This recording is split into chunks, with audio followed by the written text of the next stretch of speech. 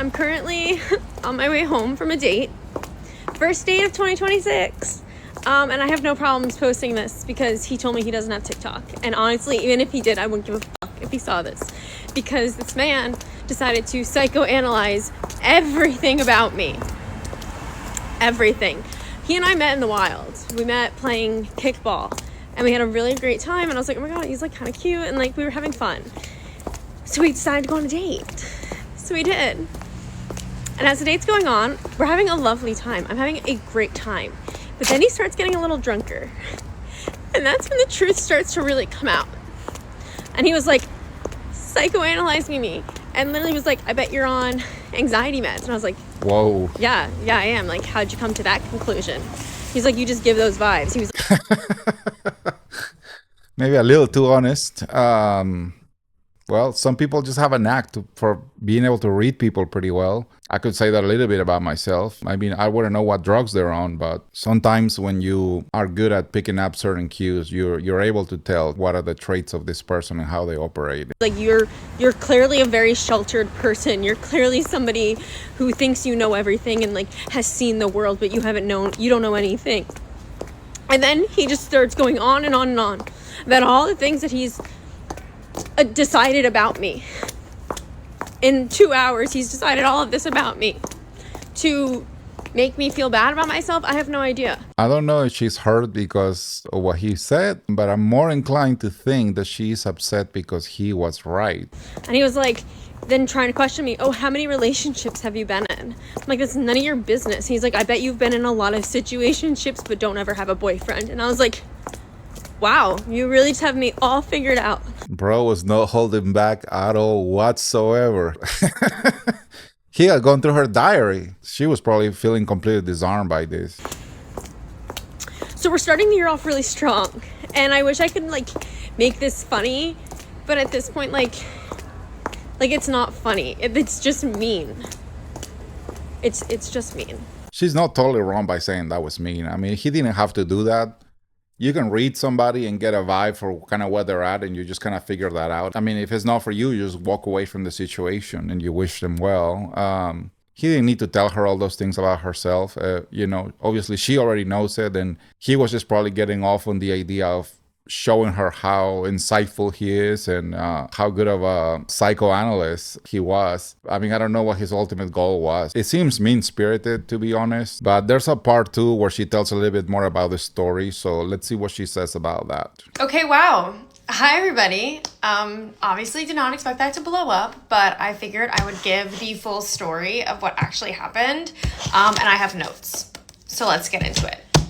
So we went to dinner and we had a really lovely time. Honestly, the dinner was great. We were getting along really well. We had really good banter. We were talking about, our upbringings and, we got on the topic of exes, which is pretty early for, a first date, but he had brought up his ex a couple times. I was like, oh, like, is it fresh? Whatever. And then, he told me and I told him about my ex, but overall, like, dinner was really lovely and we had a really, really great time. I would say the only thing that I took note of during the dinner was how much he drank. And like, I don't really care, like, if you drink, but I don't know. He was definitely getting a little tipsy, and I don't know if he drank beforehand. That's none of my business, whatever. But I don't drink, and he knew this. And so, I mean, I don't care if you drink, but like, I don't know. It was a little much. Like maybe that was his mind reading elixir. But he did make fun of me for drinking a mocktail, and he was like, what's the point of having a mocktail? I was like, well, I don't want to just drink water. And then I am a vegan because of health reasons, and he made a point to be like, vegans, those aren't real. And I was like, okay, whatever. Overall, though, dinner was really lovely and we had a really nice time. After he paid, he was like, do you want to go to another place? I was like, yeah, sure, that sounds great. Like, let's go to another location. So we walked to another bar, and this is when things start to get a little dicey. So as we're walking to the next bar, he stopped at this other bar on the way, and he was like, hey, can we just pop in here so I can like say hi to my friends? And I was like, yeah, sure, whatever, that's fine. So we go in, and then he walks up to the bar, and I guess he's like friends with the bartenders. I don't really know, but he was like, these are my friends. And I was like, okay, like, hi, nice to meet you. And then he does a shot, and I was like, okay. So then we go to the next bar, and when we get there, he goes, okay, do you want anything? Probably nothing, right? And I was like, I mean, I'll take a water now. So I get a water, he gets a beer. And then we sit down, and he goes, okay, so could I start asking you like the real questions? And I was like, sure, like you can ask me anything, like what's up? And he asked me what my body count is. And I was like, excuse me? And he goes, yeah, like, what's your body count? And I was like, that's really none of your business. We just met. Like, that's a really intense question for a first date, and I don't want to talk about that. I got to give it to her for this one because that's definitely an inappropriate question for a first date. 100%. It's something you could ask later on, but not on a first date. It's a little too much for sure. And then that's when he asked me, are you on anxiety meds? And I was like, yeah, like, what does that have to do with anything? And he was like, are you on Prozac? 40 milligrams? Like, he guessed my exact dosage. Wow. And I was like, yeah, what do you, like, where is this coming from? Why are you asking me this? This is very strange. And he was like, you probably don't have a high drive then if you're on Prozac. And I was like, what? Like, this is so inappropriate. I was like, this is very inappropriate. It's making me uncomfortable. Like, I don't know where this is coming from. I don't want to talk about this, and I don't understand like where this is coming from. And he was like, you just seem like a really anxious person. I'm like, yeah, I have anxiety. Like, who doesn't have anxiety? I love my Prozac. Me and Prozac are like this, like whatever. I'm not ashamed to be on Prozac. It's been so normalized now for people to be just popping meds for everything. He probably deduced that from the fact that she's a vegan and she seems kind of high strung. She has tense energy. Now, how he gets the dose, I don't know. Maybe that's a very common dose. The guy's pretty dialed in, and the procedures for people with anxiety, and it's a very anxiety building activity that she's doing right now, and you can see it right there. Then he said, okay, well, it's just very clear that that's why you've really never had a boyfriend. And I was like, excuse me? I was like, this is extremely rude. I was like, you think you have me all figured out? And he goes, well, you're really easy to read. And I said, okay, what else have you observed about me tonight that I'm so easy to read? What have you observed?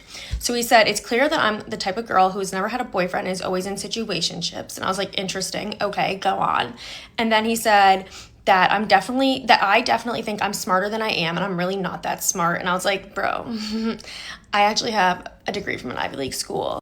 Yeah, having a degree doesn't mean you're smart. So it really doesn't reflect anything on your intelligence. And again, you have a lot of smart people doing dumb things. So there's that. I'm highly, highly educated. I do think I'm smart because I am smart. And if you're intimidated by my intelligence, that's your problem. Now, what I would mention is that this whole little reply she did, that's 100% anxiety-driven reply. So he is right. She's easy to read in some ways. Again, I'm not at the level of this guy that's even calling out her prescription, but you see the anxiety in her, don't you? Not mine. I didn't say that. That's what I was thinking. I did mention my Ivy League degree, though. And he was like, yeah, but like anyone can get one. I was like, you don't have one. He's like, you're also kind of a smart ass. I was like, you're damn right. I'm going to mock you, especially right now. Then he also said that I think I'm really cultured and really well traveled. Not once did I mention traveling because I actually hate to travel. I am a homebody. I don't like to leave my house. I don't like to leave New Jersey. I'm not a traveler. And so I was like, that's interesting. Never once did I mention traveling. He's like, yeah, but you think you're like so like cultured because you go to museums. I was like, yeah, that's the point of museums, is to learn. He missed the part about the travel, and then he's pivoted to museums, and she acknowledges that he's right again. So apparently that's a bad thing. He also said, clearly you're like one of those annoying feminists. And I was like, yeah, I am a feminist, damn right. He said that I'm a vegan because I think it makes me better than other people and that my allergies are fake. And I was like, no, I'm actually allergic to a lot of food. I can't eat milk, I can't eat eggs. But he was like, no, it's just because you think you're better than everyone else. Yes. Essentially, he's describing most liberal women, all right? And he just kind of hit the nail on the head with this girl, I guess. And she's not really liking that. Don't blame her either for not liking that. It's an awful way to spend a date. But here we are. Have me all figured out. And he goes, yeah, but the one thing I can't figure out, and maybe you can answer this for me. And I was like, what's that? He goes, why do you think your ex cheated on you? And I was like, excuse me? And he was like, why do you think your ex cheated on you? Like, clearly there must have been a reason. I had a boyfriend who cheated on me, and I did share that with him. And I was like, you know what? I don't know why he cheated on me, but they are married now, so maybe it was meant to be. How would she know that? He could have added stalker to his analysis. Extremely inappropriate. You psychoanalyzed me, and now you're berating me. And I said, this was a lovely night that you decided to destroy. I'm going to leave. And I left. And that's what I posted the video. And I was only upset. I know it seemed like I was upset about the like whole Prozac thing. I was more upset by like the last question you asked about my ex. I think people cheating sucks. And, you know, I went to therapy. I got over it. But like, don't bring that up. he shouldn't have brought that up. I mean, the guy was being rude, all right? Don't get me wrong. But I also can see she's not over it because she was stalking him. He's remarried and she's certainly emotional about it still. So if she's still getting triggered by that situation, which I'm not saying she needs to be joyous about it, but there's definitely more healing to do.